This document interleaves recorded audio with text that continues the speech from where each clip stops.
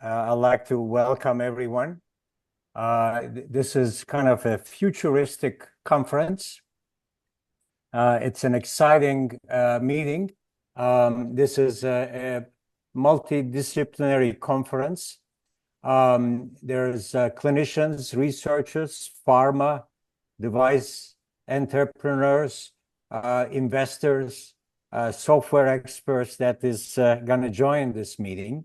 We're going to talk about multiple pathways that initiated this nose-to-brain drug delivery opportunities and how us clinicians can interrelate with researchers and drug companies and device companies in order to maximize these opportunities. I'm a CMO of Valent Medical, which is a medical device company. There is a problem that we all facing for it. This is really the cost of healthcare expenditures in the United States at approaching probably $5 trillion and going up and up.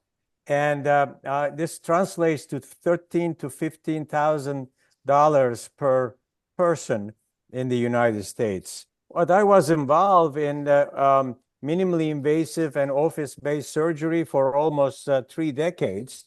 And you can see from some of my publications from the 90s, office-based laser surgery, office-based head and neck procedures. It's a book. I wrote a couple chapters in all this, multiple publications.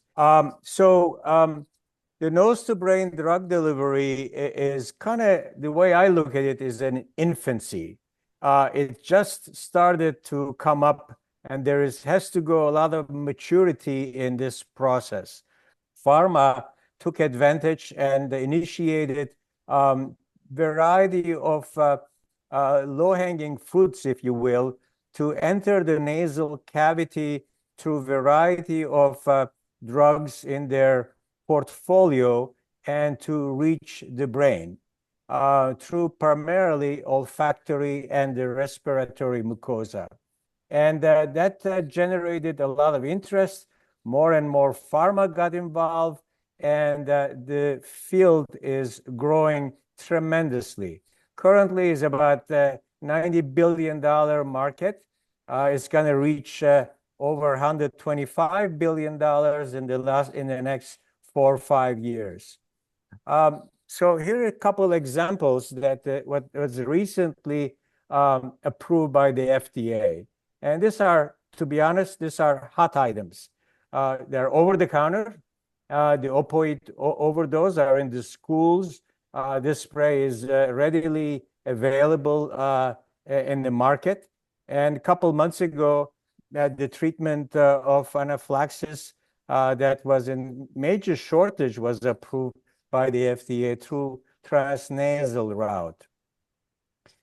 What's happening today? Yeah, opioid overdose, anaphylaxis, migraine, pain treatment, diabetic rescue, dry eye disease, major depressive disorders, seizures, glaucoma, vaccines, etc. What excites me is what's going to happen tomorrow.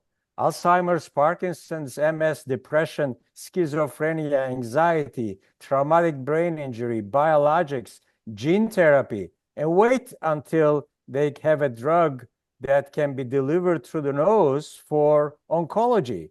So the sky is the limit. So why this is happening now? There are significant advantages of nasal administration. So first of all, drug absorption is extremely rapid, and the pharmacokinetics profile of these drugs is enhanced due to huge vascularity of the nose. And so there is limited drug degradation compared by other routes of administrations.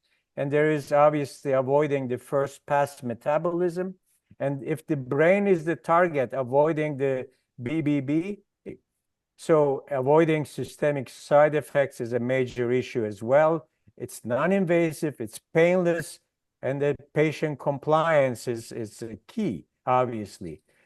And the two major routes, olfactory and the trigeminal respiratory route, to deliver the drugs to the brain, it's a key element.